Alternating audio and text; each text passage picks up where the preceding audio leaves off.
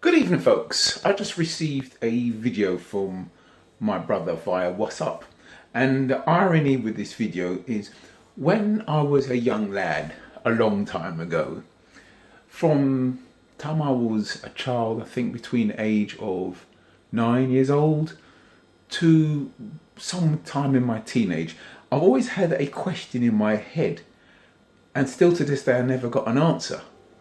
And the question is in the video which you're about to see now, which is I'm going to film it on from my other phone because again it was sent with a Facebook link, so I can't upload it straight to YouTube. Well, I don't know how to do that, so there we go. But you'll see the question that I had in my head as a young boy stroke teenager, and still in 2020 I still haven't received the answer to the question that I asked well over 40 years ago. Okay, thanks. I am Omar Terrell, and the video that I'm about to do right now, it should definitely go viral. If it doesn't, it's due to two reasons. Either you are afraid to put this message out there, or you are hating on a movement that is in dire need of happening. That movement is unity. So here's the big question. Why are we hated so much? We do not deserve the labels that they try to slap on us. We don't deserve the hatred. We don't deserve to be murdered. We don't deserve to be killing ourselves. So why is it that we're hated more than any other ethnicity in the world? White supremacists want us dead and exterminated. Why?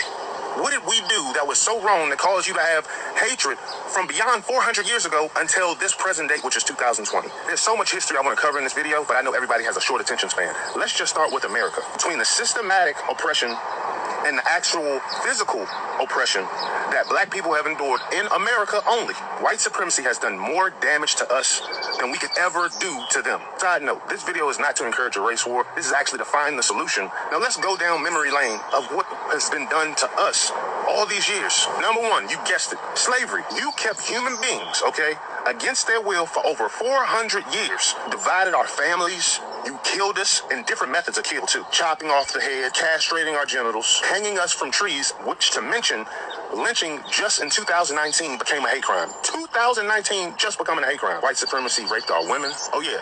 Shooting us, stabbing us, beating us to death, throwing us in pits with alligators. I know it hurts, and it's supposed to hurt. It's not supposed to make you feel good. How do you think them people that got this treatment felt? And you know what we had to do when this was done to us?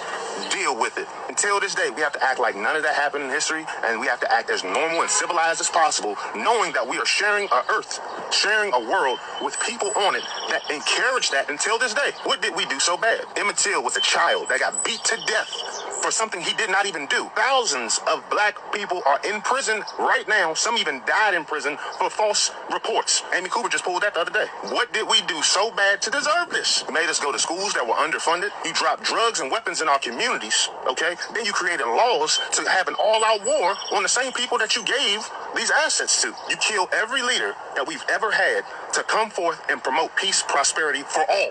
Not just black, but for all. We tried to get our own everything. For white supremacists that say, hey, just do your own thing. We tried that. We started to build our own economic structure.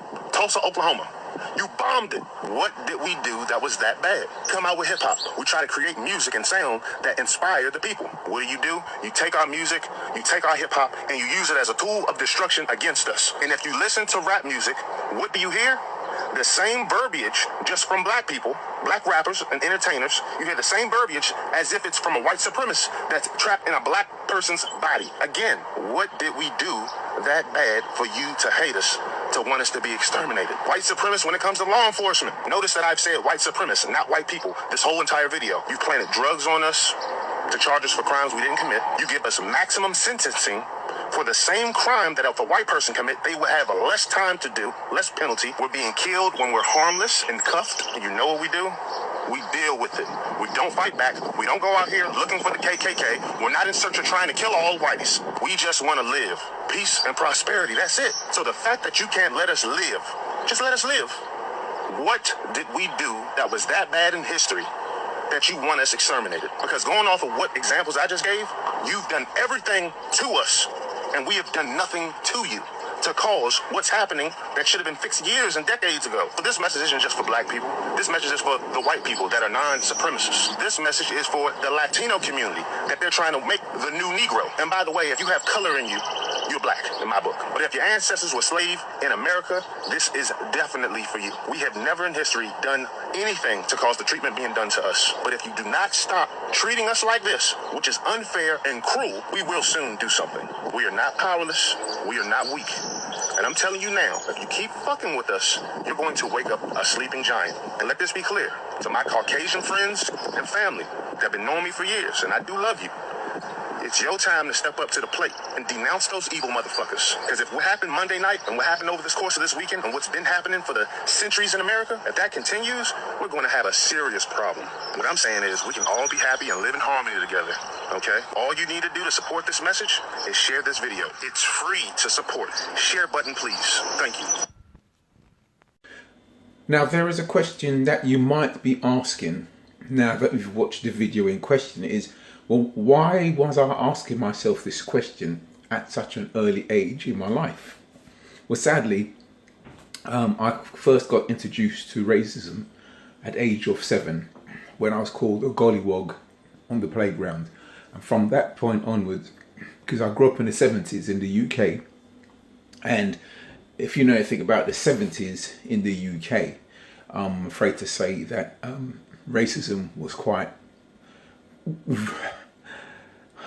when I say alive, not saying that it's dead now, but it was a lot more alive in your face overtly than it was today. So anyone who grew up in the 70s and the 80s will know exactly what I'm talking about. There we go. Thank you very much.